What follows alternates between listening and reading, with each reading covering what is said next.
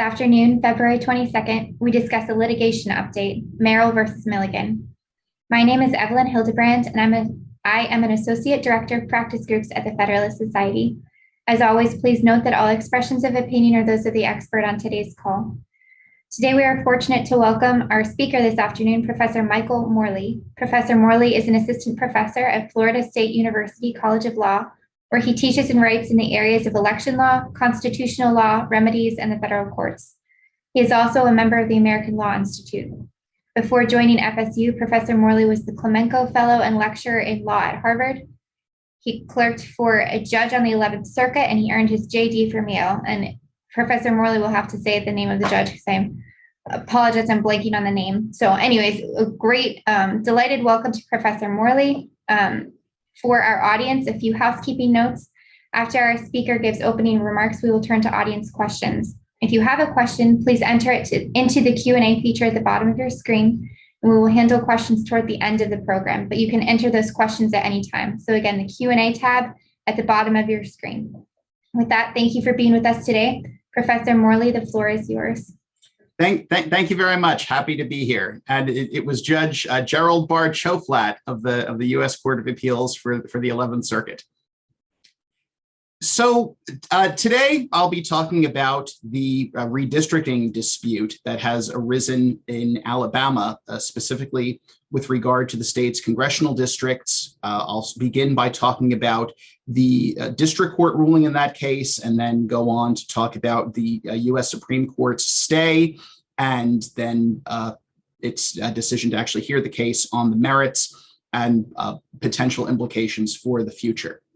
So the plaintiffs in Merrill, as well as there were actually a series of 4 separate cases. Some of them had challenged congressional district maps. One of them had challenged legislative district maps. Some of these cases involved constitutional challenges. Some of them involved challenges under Section 2 of the Voting Rights Act. Some of them involved both. Originally, 2 of the cases were combined for purposes of a preliminary injunction hearing before a 3-judge district court panel. And then the Supreme Court today, as a matter of fact, just consolidated them with yet another of the challenges that had been percolating below. And so for our purposes today, I'll be generally talking about these cases together, and specifically focusing on the Voting Rights Act issue that the district court itself had ruled upon, invoking the constitutional avoidance canon. So looking at the district court's opinion, it was a straightforward application of current law interpreting Section 2 of the Voting Rights Act, specifically going back to a Supreme Court case known as Jingles, which said that in redistricting cases, to determine whether or not the right to vote under Section 2 of the VRA of members of a racial minority group have been violated, we need to look at 3 separate factors.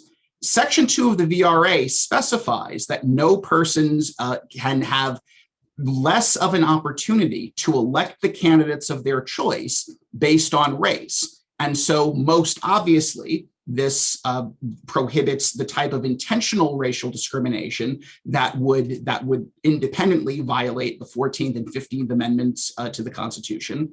But in 1982, Congress amended Section 2 of the VRA to go beyond that constitutional minimum, to provide additional prophylactic protection against certain types of measures that would have the effect of diluting the votes of members of racial minority groups, even in the absence of intentional racial discrimination.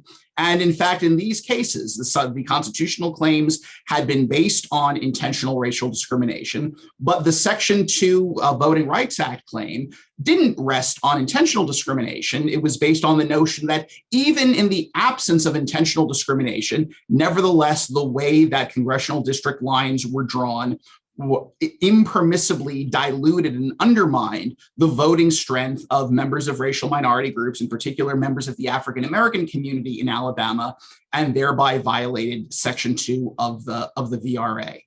And so applying this jingles test that the Supreme Court had developed to identify what types of redistricting efforts, what types of redistricting maps violate Section 2, even in the absence of intentional racial discrimination, the court starts out by applying three main factors. The first is it inquires whether they're members of a racial minority group, and again, we're dealing with African-American voters in Alabama, whether that minority population is large enough to form its own, to form a congressional district that would allow members of that racial minority group to elect representatives of their choice. And so this first factor focuses on both the size of the racial minority group, as well as looking to where they live within the state, whether the distribution of members of that group are geographically compact enough to create a reasonably configured district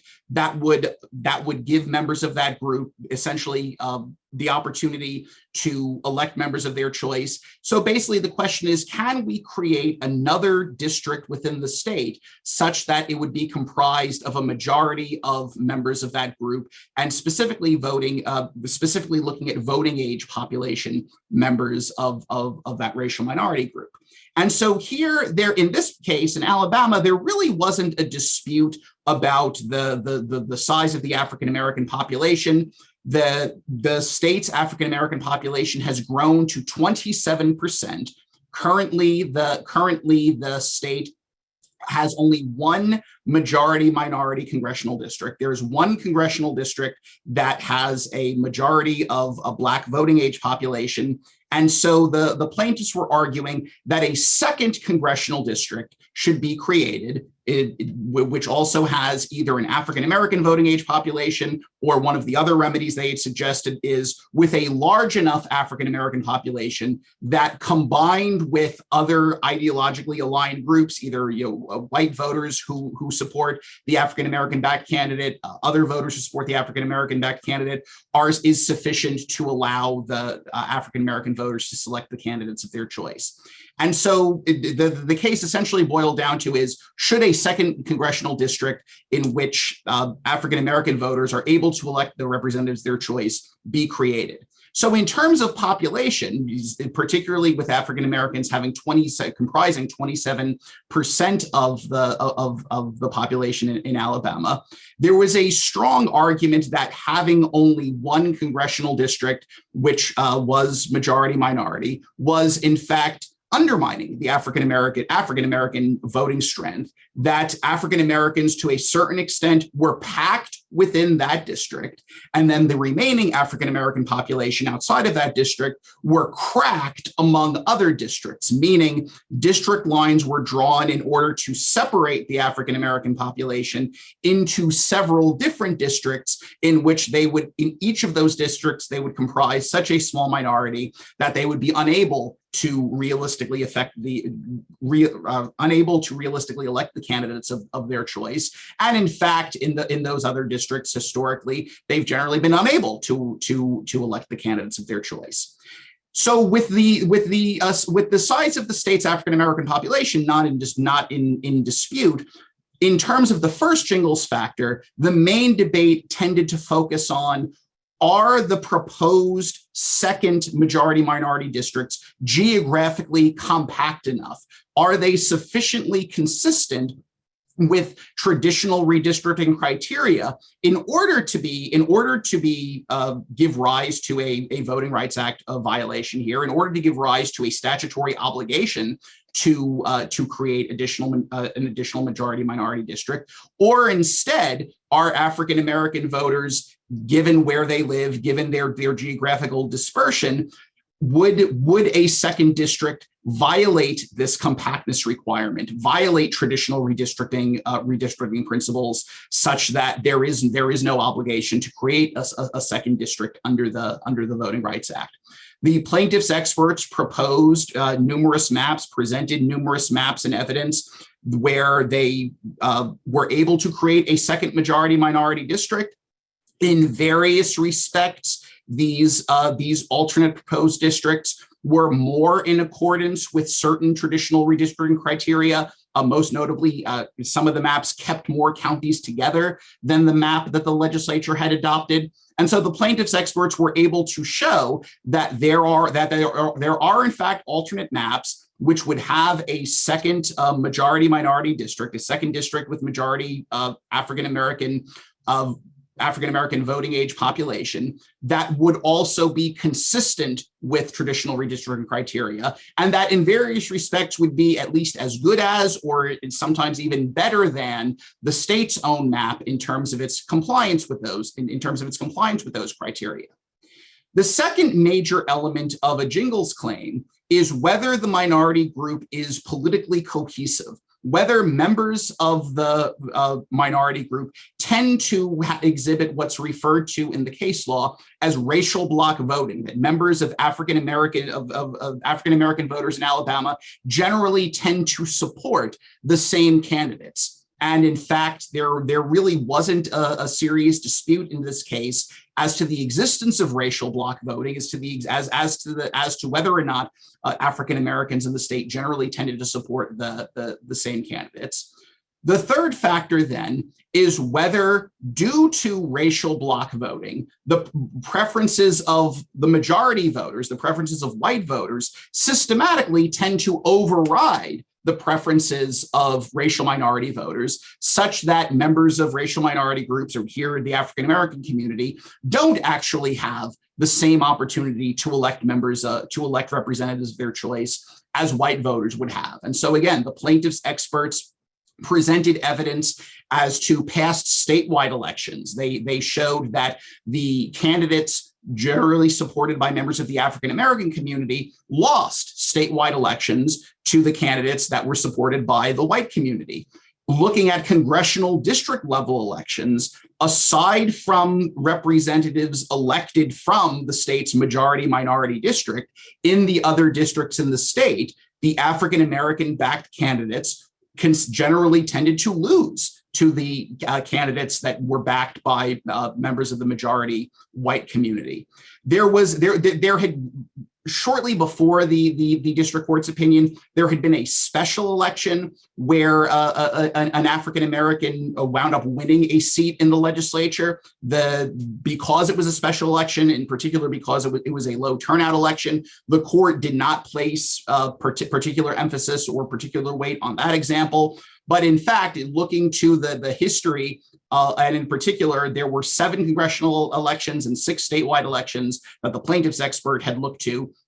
The court was comfortable finding systematic, racially polarized voting, such that the members of the Black community were outvoted. At least those outside of the majority minority district were consistently outvoted by white voters within the state. And so they didn't, in fact, have the same opportunity to elect the candidates of their choice. So having found that the jingles factors tilted in favor of the plaintiffs, that basically there was a large enough African American community such that it was possible to draw a second congressional district that in the court's view would be reasonably compact enough, would be sufficiently consistent with traditional redistricting criteria, that it was possible to create such a district, and that in the absence of such a district, members of the Black community were likely to continue to be consistently outvoted, given this racially polarized voting in the state. The court then turned its attention to what are commonly referred to as the Senate report factors, that when Congress amended Section 2 of the VRA to allow for these non-intentional discrimination claims, to allow for this effects-based analysis, the Senate report accompanying that amendment listed several factors that a court can consider as part of the totality of the circumstances in determining whether or not this racially polarized voting gives rise to a Section 2 violation that would require a remedy. And looking through the Senate factors, many of them tilted, the court concluded, many of them tilted quite sharply in favor of the plaintiffs. And so the court looked to the history of voting-related discrimination in the state.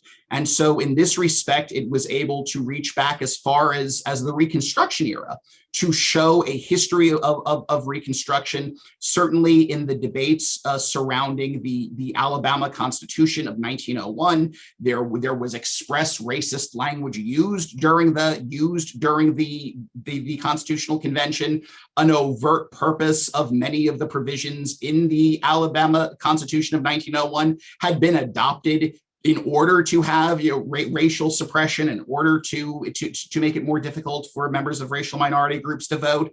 And even looking more recently, the court pointed to the fact that several state legislative districts a few years earlier had been found to be unconstitutional racial gerrymanders. The fact that before Shelby County, before the Section 5 pre-clearance requirements under the VRA had essentially been suspended as a result of Shelby County, numerous submissions for changes to election rules and election procedures, either from Alabama or political subdivisions of the state, had been rejected by the Department of Justice on the grounds that they would have a regressive effect, on the grounds that they would violate Section 5 of the Voting Rights Act. And of course, there had been litigation over the past 20, 30 years challenging the constitutionality of certain aspects of Alabama's electoral process, voter ID litigation, other aspects of the election system that the court pointed to as saying there was a history, both longstanding as well as more recent, of voting-related discrimination that the court found weighed in favor of the plaintiffs. The Senate factors invite the court to look at, right, is voting racially polarized within the state? That's already taken into account in the Jingles factors. The court said, yes, there is racial polarization. The extent to which the state or political subdivision had used voting procedures or practices in the past that tended to create opportunities for discrimination against the minority group, like large election districts, majority vote requirements, prohibitions against bullet voting. The court actually pointed to majority vote requirements, other procedures that had been challenged, but many of these duplicating some of the analysis under the first factor. In fact, the court looked at these factors in conjunction with each other in order to rule in the plaintiff's favor on this factor. The court more broadly, moving beyond election law in particular as one of the Senate factors, more broadly considers the extent to which minority group members continue to bear the effects of past discrimination in areas like education, employment, health, which could make it harder for them to participate in the political process. And so here again, the court ruled in the plaintiff's favor, finding, right, severe disparities in the state, real racial disparities in the state in terms of the things like employment opportunities, wealth, things like that. The court considered the existence of overt or subtle racial appeals in political campaigns, and it ruled again in the plaintiff's factor somewhat, it ruled in the plaintiff's favor somewhat in this factor, pointing to three recent political advertisements that it found had involved race-based appeals. One of them had been a political advertisement attacking Ilhan Omar and using an image of Colin Kaepernick kneeling as a protest during the national anthem. And the court found that those references, that those images were implicit race-based appeals.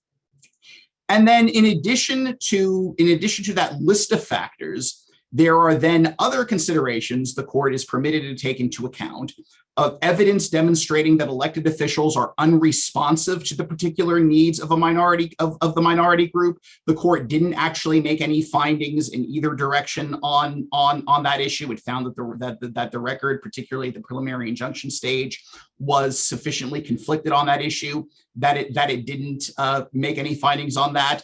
The extent to which the policies being challenged here are based on tenuous reasons that the state doesn't have a very strong interest in the policies underlying its particular map here. Again, the court didn't rule strongly in favor of either side on that issue, finding that it didn't really need to consider the tenuousness prong. And then finally, the court considered overall proportionality, which required something of a sensitive analysis, because on the one hand, The Section 2 of the VRA expressly says that nothing in this statute requires proportional representation for members of any particular groups. And yet, on the other hand, the court was able to point to precedent taking a lack of proportionality into account as a factor that would support a plaintiff's claim under Section 2. And here, just looking broadly, African Americans comprised, approximately a quarter of the state's population, and yet there was only one of the state's electoral district, one of the state's congressional districts that was majority minority. 1 out of 7 fell far short of that roughly 1/4 of the population percentage. And so, even though there isn't a statutory right to proportional representation, taking proportionality into account as a factor, as something that can shed light on this totality of the circumstances analysis, the court found that sort of disproportionate disparity in representation weighed in the plaintiff's favor. And so, taking into account the totality of those circumstances, after its findings on the jingles factors, the court found that there was, in fact, a voting rights violation here, that African American plaintiffs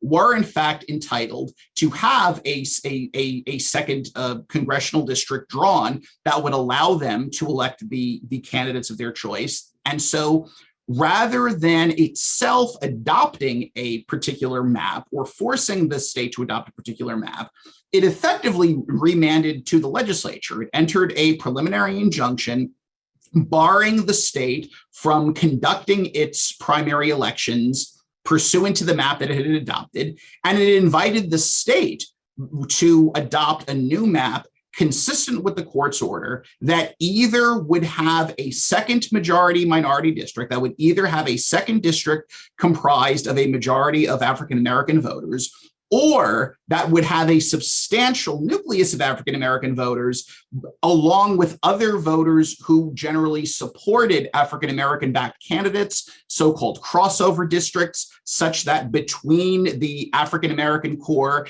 as well as other voters who were willing to support the same candidates, the African American voters would still get to elect the candidates of their choice. And so it left that decision to the legislature.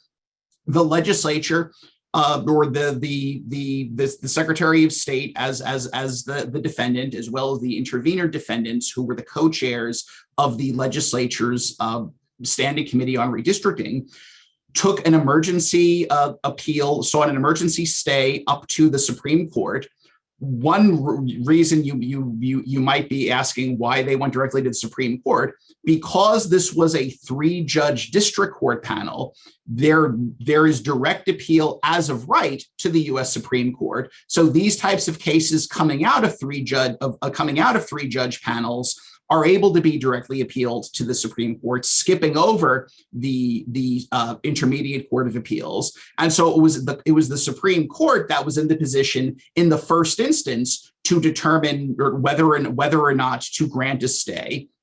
And in a sharply divided ruling, the court decided to grant a stay of the preliminary injunction, primarily applying what has come to be called the Purcell principle, which arises from a case, Purcell versus Gonzalez, where the court said, as a general matter, federal courts should refrain from enjoining state laws or otherwise changing the rules or procedures governing an election shortly before an election. And this was a principle that was applied throughout the 2020 election, as federal courts were issuing emergency orders as a response to COVID that were suspending certain requirements or changing certain requirements, adopting new rules right in the weeks before the election. The Supreme Court, in several cases, stayed those orders, applying this Purcell principle.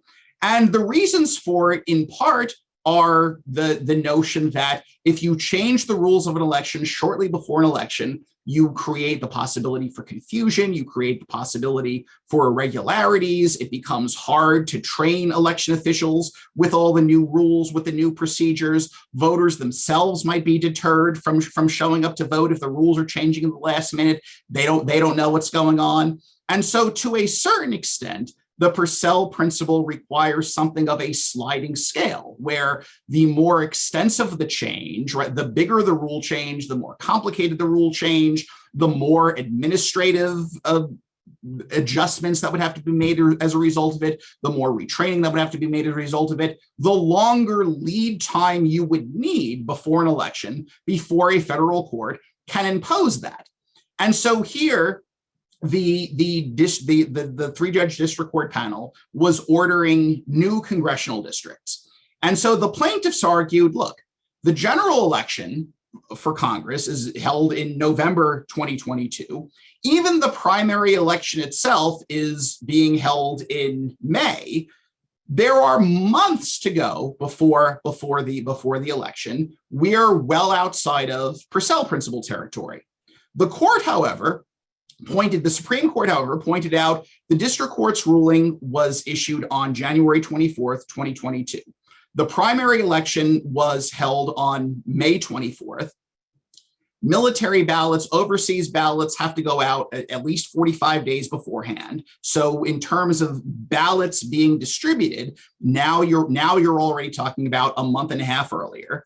Before the ballots can be distributed, obviously the ballots have to be printed. Before the ballots can even be printed, you have to know who's going to appear on the ballots. And if you're changing the lines for congressional districts, you now need to, number one, candidates who previously had qualified to run in particular districts may no longer qualify for that district. The voters comprising that district may well be different now, depending on how the district lines are drawn. And so it's not just a matter of printing out new ballots, but the districts themselves will likely involve, at least some of the districts, different candidates, different electorates. You're going to need to have a new time frame for candidates to go out and get signatures. People who wouldn't have run under one congressional district scheme, or perhaps didn't even they had a realistic chance of winning under one congressional district scheme, now might view themselves as viable candidates. And so from the court's perspective, in applying the Purcell principle, it's not just a matter of looking at when election day is or looking at the date of primaries. Given the nature of the change here, because this is a change that impacts essentially the entire election in terms of not just the ballots, but who's eligible to even appear on the ballots, who has even submitted legally sufficient petitions to get on the ballots, the court found this type of a substantial change isn't something that can be adopted even a few months before a primary election.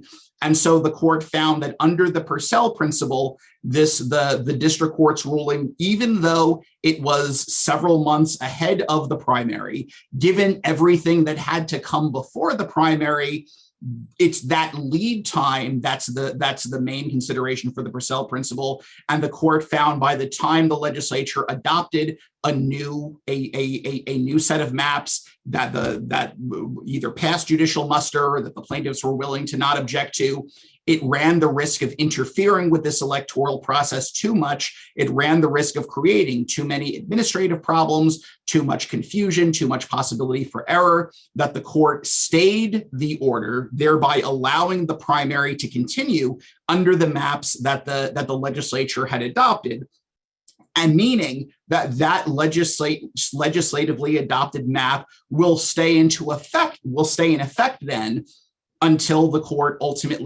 Supreme Court ultimately rules on the merits of the preliminary injunction appeal and decides whether or not the preliminary injunction should actually enter into effect. And so one of the objections, one of the concerns that was raised to this type of approach is that it allows at least one set of elections, right, a primary election and ensuing general election, to occur under a set of maps that the three-judge district court has already found violates the Section 2 of the Voting Rights Act. And I should add, by the way, because the district court found that there was a Section 2 violation and that violation was in and of itself sufficient to require the redrafting of the maps, the creation of a new majority minority district or new crossover district, it did not see the need to go on to address the plaintiff's constitutional claim. So the district court did not go on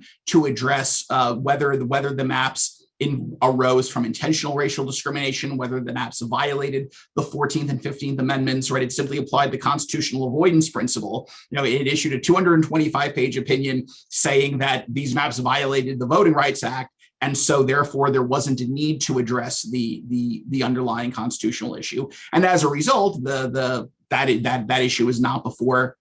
There's nothing for the Supreme Court to review in that to that extent on appeal. So the Supreme Court's recent decision to stay the district court order, the district court's application of the Purcell principle in this context, particularly so many months before the primary election and close to a year before the general election, itself was controversial. And of course, the bigger picture question and the bigger concern as the court goes on to adjudicate the merits of the case then is, will the court use this case as an opportunity to revisit jingles, to make it more difficult for plaintiffs in the redistricting context to make out a Section 2 violation? Of course, the Supreme Court already dealt with Section 2 in Brnovich, which dealt with vote denial claims, where plaintiffs were challenging rules, processes, procedures of the electoral process that voters have to follow in order to be able to cast a ballot or have their vote counted. And of course, Brnovich narrowed the scope of Section 2 liability, establishing its guideposts that reduced the circumstances under which racially disparate impacts as a result of certain election laws or certain election procedures would give rise to Section 2 claims. The concern is whether Merrill will turn into essentially a companion to Brnovich, whereas Brnovich narrowed the scope of Section 2 liability for vote denial claims about rules and processes and procedures governing the electoral process. This case may similarly narrow the scope of liability for vote dilution claims, which challenge the way in which congressional districts are, or other legislative districts are drawn under Section 2 of the VRA.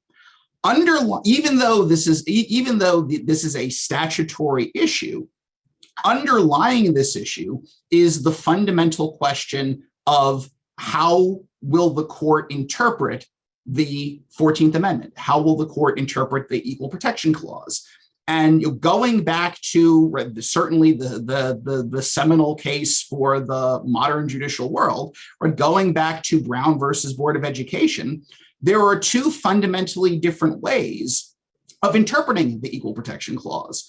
On the one hand, you can interpret it as an anti-classification measure, that the Equal Protection Clause identifies race as an inherently suspect and pernicious classification, that the government has a long history of using racial classifications for invidious purposes, that race bears no connection whatsoever to anyone's moral deservingness or doesn't tell you anything morally important about a person, that race should simply be stricken as a classification. And so from this perspective, anytime race is used as a classification in a federal statute, it would be subject to strict scrutiny and likely be invalidated. And so if the court were to approach Section 2 of the VRA from an anti-classification perspective, it would be very skeptical then of the fact that the court requires states to place great emphasis on race when drawing congressional districts, precisely because under certain circumstances, as we've discussed, under the Jingles interpretation, it affirmatively requires the creation of majority minority districts. It requires race be taken into account as one of the most important factors when drawing districts in order to comply with the statute. The other main way of approaching the 14th Amendment is from what's called an anti-subordination perspective, that from this approach, the main problem with the segregated schools in Brown wasn't just the fact that they used a racial classification, right? From an anti-classification perspective, the reason the racial segregation was unconstitutional was because it was expressly based on race. It was expressly based on a suspect classification, and the government should not be classifying, should not be separating people based on an invidious characteristic like race. From an anti-subordination perspective, in contrast, the problem in Brown wasn't the mere use of race, but rather it was the use of race in order to perpetuate a racial caste system, in order to perpetuate a system of racial hierarchy or white supremacy. That the reason African-American students were segregated in Brown was because they, under the racist laws of the time, the racist system at the time, it was as a way of stigmatizing them. It was a way of saying that they weren't, quote unquote, or good enough to be able to mix with the white students. And as a result, right, they were sent to separate schools, less respected schools. It was a way of maintaining this system of racial caste, white supremacy that traces back to the slavery era and before.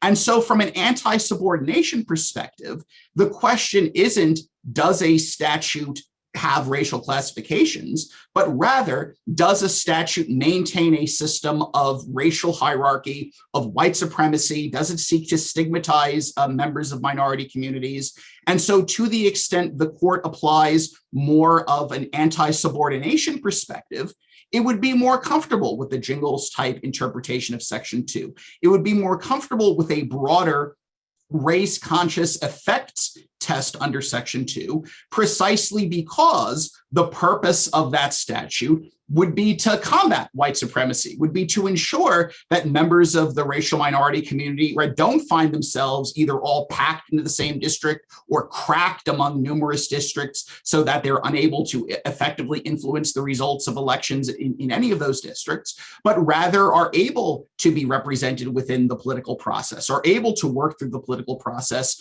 in order to protect their rights, in order to work toward a fair and just society.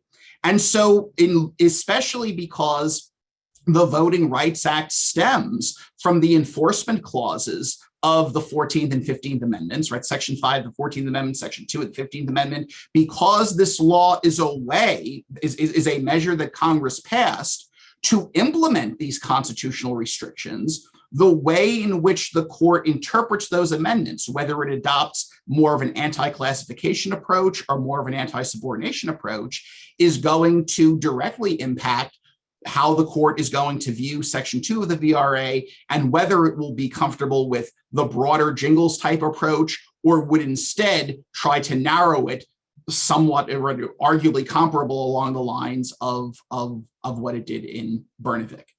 So I will stop there and take a look at the questions. So one question here: can a second district be drawn without racial gerrymandering? So yes, right. I mean, certainly it would be possible to draw a second district without having a second district that winds up being majority minority, without having race be the predominant factor, without race, without it being deliberately drawn based on race. That is not the approach the state took. In fact, there are many permutations of the possible maps in Alabama that are consistent with traditional redistricting principles that don't, in fact, lead to a second majority minority district. The plaintiffs' experts, in order to meet their burden under, or at least what the court framed as their burden under Section 2 of the VRA, presented maps that were drawn in accordance with traditional redistricting principles, or at least consistent with traditional redistricting principles. But in order to get there, in order to generate those maps, they deliberately specified that having a second majority minority district was going to be their primary consideration until they reached that point, and then they would flesh out the details. They would flesh out the rest of the map with regard to traditional redistricting criteria. Another question here, what about Bartlett v. Strickland?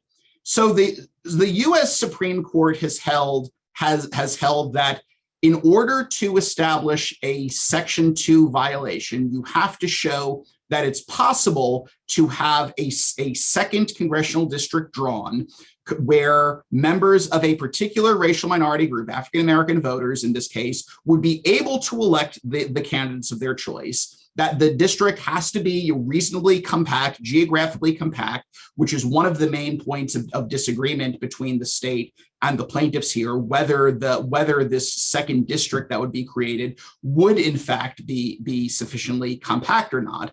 But the court basically gave the state greater leeway in remedying the Section 2 violation, right? Given that it was possible to draw a second district comprised of a majority of African-American voters, the district court ruled as a remedial matter, one way of fixing this Section 2 violation would be crafting a second majority minority district. Another way of fixing the Section 2 violation would be by creating a crossover district where, even though African-American voters weren't a majority, given the preferences of other voters in that district, enough white voters, enough voters of other racial groups would be willing to cross over such that the African-Americans in that district can elect the candidates of their choice. The court said if the legislature wants to do that, it is free to adopt that as well. By adopting such a crossover district, that would remedy the Section 2 violation, because now there wouldn't be racially polarized voting that's preventing African-American voters from electing their preferred candidates. The African-American voters within this crossover district, combined with members of other groups, would be able to elect the candidates of their choice. So even though the possibility of drawing such a district doesn't give rise to Section 2 liability on its own, the court was nevertheless willing to treat the creation of such a district as a sufficient remedy for the violation at issue here. One of the questions here is, what are the implications of this on other potential districting cases or controversies? The district court opinion itself, I would suggest, is a fairly straightforward application of the Jingles factors. There were a few other narrow legal issues that the court touched upon. One of them, the Secretary of State, for example, had argued that the Voting Rights Act doesn't give rise to a private right of action. In fact, we've seen a recent district court ruling out of Arkansas coming to that conclusion. The three-judge district court pointing to the U.S. Supreme Court's ruling under Morse, which held that a private right of action existed under Section 10 of the VRA, as well as an earlier ruling in Allen holding that a private right of action exists under Section 5. The district court says, yes, there is enough precedent here establishing that Section 2 has a private right of action. Morse, in particular, assumes that there's a private right of action under Section 2, and so it rejected that defense. The state had also argued that the plaintiffs were focusing too much on Alabama history, that the Secretary of State had argued that basically looking to things that had happened in the early 1800s, at the late 1800s, the early 1900s, that is basically just too far away, too long in the past to be relevant to whether or not the current map adopted by the legislature a few weeks ago in 2022, well over a century later, does or doesn't violate Section 2 of the VRA. The district court rejected that argument largely on the grounds that it wasn't basing its analysis solely or even primarily on the distant history, but that it was also able to point to recent political advertisements, recent litigation, recent rejections of pre-clearance applications before Section 5 had been suspended. And so it basically said it was using that history as context or foundation and not as the primary basis for its ruling. Of course, the plaintiffs the Secretary of State's complaint about the use of distant history echoes, right, the Supreme Court's reasoning in Shelby County, right, which said we need to think much more about current and ongoing discrimination rather than applying pre-clearance requirements under the VRA based primarily on how things were back in the 60s or the 70s in particular states.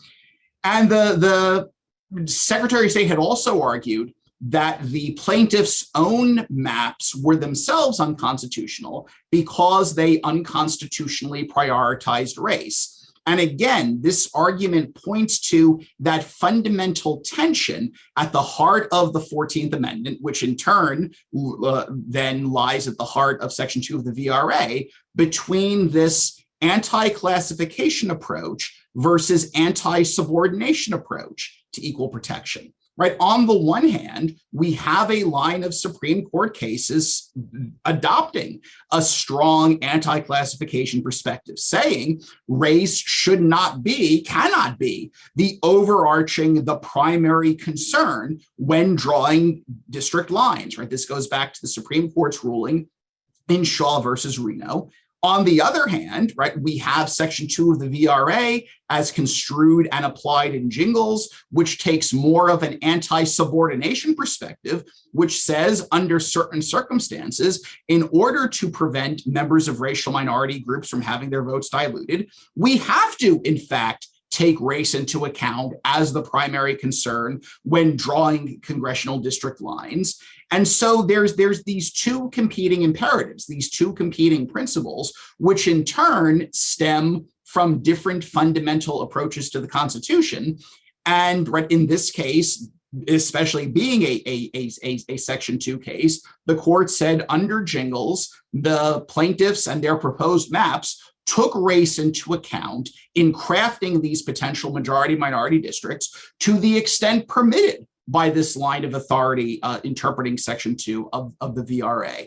And so again, when the Supreme Court assesses this case on appeal, it's going to invariably revisit that tension between anti-classification and anti-subordination and may make it harder for jurisdictions to be able to take race into account, may narrow the circumstances under which a majority-minority districts would otherwise be required under the existing Jingles factors.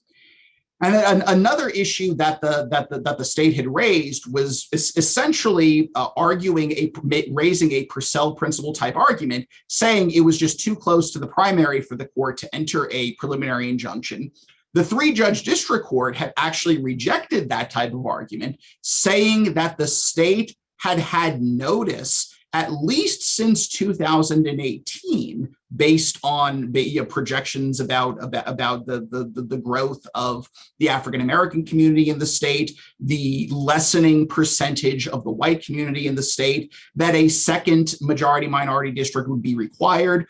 During the legislative debates that led up to the enactment of these congressional districts, a Black legislator had suggested a map that would have a second majority-minority district. The legislature opted against that. The legislature adopted its map with a single majority Black district. And so the court basically said, regardless of whether it's a few months before the election, number one, we think that that's enough time. But number two, the legislature itself had enough notice that we're not going to place much weight on its complaints now, that our order to comply with Section 2 is coming too close to the conduct of the primary election itself.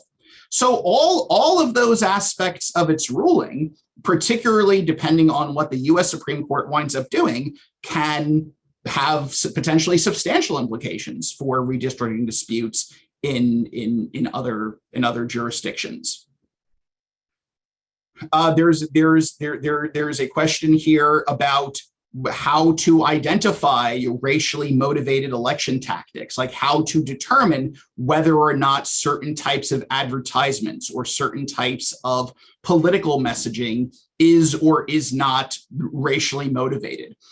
Certainly one of the examples that the court had alluded to, where one of the candidates claimed was arguing that the advertisements were saying he should be elected to stop so that he could go stop the quote war on whites, right? The court had no problem finding that was an expressly a racially tinged, right, outright racial appeal, right, a direct attempt to invoke racial considerations in voting.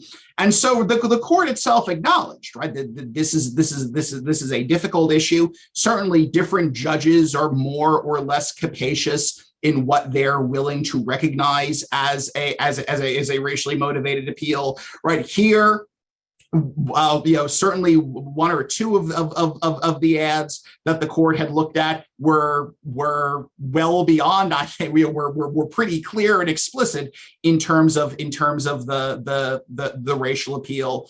The other one, the court found had certainly enough racial overtones and context that it was willing to find it at least weighed somewhat in the plaintiff's favor, but it certainly didn't purport to be a strong factor in the court's analysis. And that's not something where there's a robust body of case law like clearly delineating what does or doesn't constitute a racial appeal. Much of it does tend to seem to be, at least, it when you see it. And certainly once candidates are talking about a war on whites, that clearly becomes an appeal to racial considerations.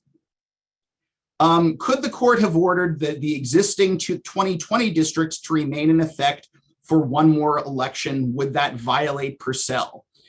So the problem with so two things. Number one, keeping the past districts in effect. So the districts that had been used in 2020 that were adopted back in 2010. Number one, that wouldn't improve on the VRA situation at all. That wouldn't alleviate the alleged cracking of the African-American community that led the court to reject the legislature's map. And number two, if anything, using the 2010 map would be even worse than using the 2020 map, precisely because if you use the pre-existing map, it was now malapportioned, right? The whole reason the legislature had to draw a new map in the first place was because of the substantial population shifts and substantial growth in population that had occurred in the state over the past decade. And so going back to the maps that had been adopted in 2010 and used in the 2020 election, not only now do you, from the district, based on the district court ruling, not only then would you have a VRA violation, you would also have an equal protection, one person, one vote violation. So there wouldn't really be a reason to use that old map as compared to the one the legislature adopted, because at the very least, the one that the legislature adopted wasn't malapportioned, or didn't have one person, one vote violations. The dispute was really just over whether there should be a second majority minority district. There's a very long question here. I'm going to see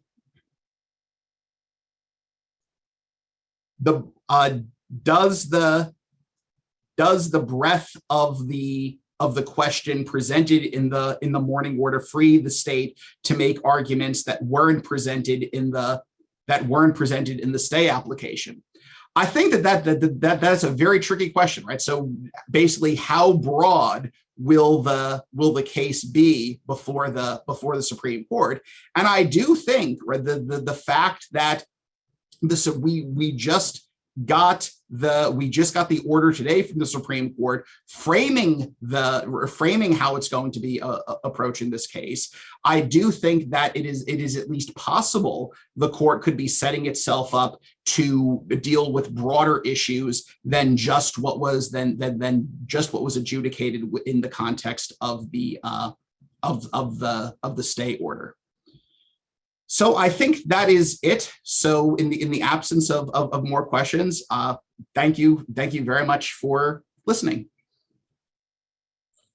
Thanks very much. And on behalf of the Federalist Society, I want to extend our thanks to our excellent speaker this afternoon, Professor Michael Morley, to our audience for sending in your questions and participating. And I would like to remind our audience, if you have any questions or comments, please send them into info@fed-soc.org. Many thanks again to our audience and to our speaker this afternoon. And without any further questions or comments, we're adjourned. Thank you.